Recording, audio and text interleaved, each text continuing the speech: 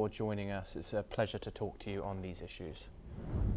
We now move on and over to India, and the capital, Delhi, is grappling with a severe air quality crisis as the air quality index has surged into the severe category once again, triggering the return of GRAP Stage-4 restrictions. This means a fresh set of curbs are to be imposed that are aimed at reducing pollution levels in the capital. These measures are effective immediately, and they primarily focus on controlling emissions from vehicles, which is a major contributor to Delhi's winter pollution. Under GRAP Stage 4, the entry of non-Delhi registered vehicles below BS 6 emission standards are banned, alongside a restriction on diesel vehicles that do not meet BS 6 norms. Additionally, construction activities and non-essential diesel goods carriers are prohibited, while schools are required to switch to hybrid mode. The air quality deterioration was evident as the AQI reached 428 by evening on January the 18th, surpassing the 400 mark, which is considered severe. Moreover, key areas like Anand Vihar and Dwarka recorded AQI levels exceeding 460. Joining us now is Anand Arya, an environmental expert and activist joining us live from New Delhi. Thank you very much for joining us, Anand. Of course, this is a huge topic to tackle. Once again, the government has had to impose these restrictions due to the severely poor air quality in Delhi. Some places it is invisible. You can't see 50 feet in front of your face. What is your analysis and how state authorities are tackling this issue? You see, as far as this issue is concerned, it had been on the table, and the whole of population of Delhi and the National Capital Region, which is an extended area, had been suffering for the last 15 years or so. Now, we have been raising voices all over all this time. Many studies have been done which have not only identified the sources of pollution, but also sort of apportioned the quantum each source causes. And also they have suggested a lot of measures. But unfortunately, I think as far as I'm concerned, central government is still in a denial, and it says that we have a lot better air compared to last so many years. And probably they say it is the best air that we have had in the last 10 years. Unfortunately, that is where the problem is, that if you do not recognize the problem, there is no way you are going to solve it. Now, the only ray of hope is that the government of Delhi, somehow or the other, the minister and the chief minister have committed that they are taking actions and they would be accountable for it. Now, based on my experience in the corporate world and where I have executed large projects and run national and multinational companies, I can say that there are three factors to solving any problem. First is to recognize it, find out the root causes of it, assign the responsibility along with what is to be done, and there has to be a time frame, because if you don't have a time frame, nothing will ever get done. There are maybe a situation that we will never reach a utopian situation, but nevertheless, good, bad, or indifferent, whatever plan you have made, if you execute it to the extent of 80–90%, you are definitely going to see some very, very good, excellent results.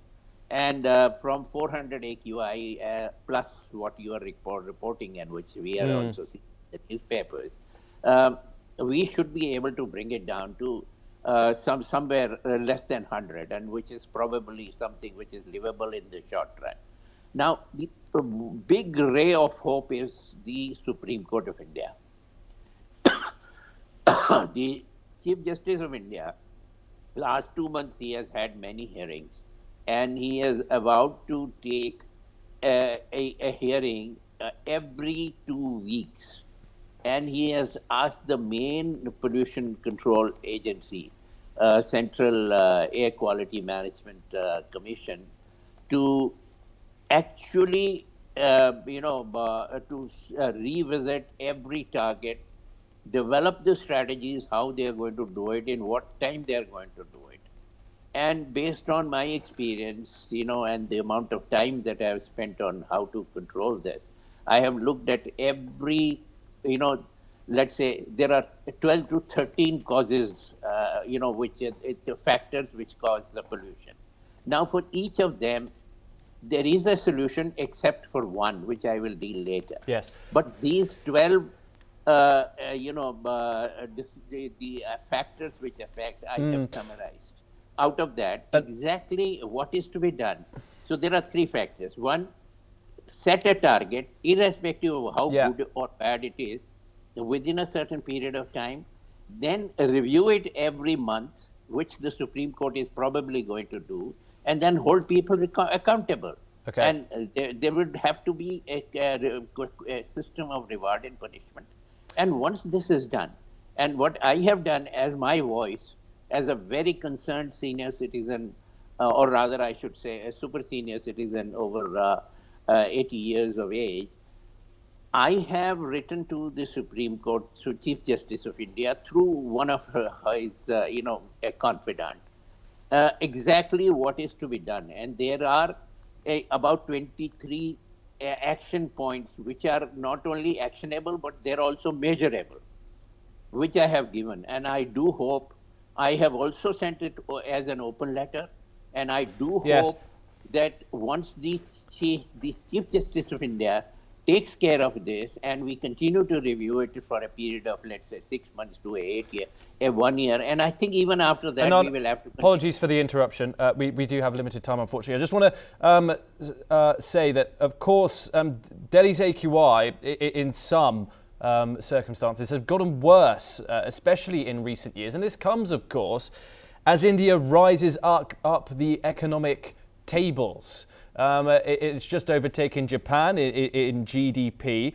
Beijing went through a similar thing, as I'm sure you know. It's managed to reduce its pollution, its PM 2.5s by 60% in some areas, 89% when it comes to its sulfur pollutants. Since India is now an economic powerhouse when it comes to world trade and has serious economic power here, why can't it take care of its pollution problem? Well, I think it is being tackled. You see, now that the Supreme Court has moved in, and I'm sure the central government and the state government and all other agencies involved into this will have to be, will have to get it, and they will have to get it very seriously. And I do hope that, some hope is there now with the monitoring, setting of the targets, reviewing of the targets, and holding people. Once you start reviewing, you automatically see where exactly the people are failing, who are the errant people, who are delinquent, and whom you really want to, sort of punish and get it done. Because unless and until there is a certain amount of accountability and, a reward and punishment system in place, which I think the moment I'm quite hopeful that if the Supreme Court of India is going to do it on a regular basis, every 2 weeks or 3 weeks for the next 1 year, I am sure, and as you pointed out, with India's economic progress, pollution plays a very, very important point. You see, if this kind of a pollution is there where you're saying that you cannot sort of see beyond 50 feet from your nose, then what is happening is that you're slowing down the activity, and this has a domino effect, and ultimately will reflect in the GDP one day. And also it has a tremendous amount of impact on the health of the people. Indeed. So I think this is where the government of India has to move, the government of Delhi and adjoining states has to move, And this has to be sort of monitored by the Supreme Court of India. And that is what I hope that the Supreme Court of India, the Chief Justice, has seen my note for whatever it is worth, because it lays down exactly what I've said. Okay. Identify the problems. Yes. Yeah. Anand, oh yeah, thank you very much. Unfortunately, we have run out of time, but pleasure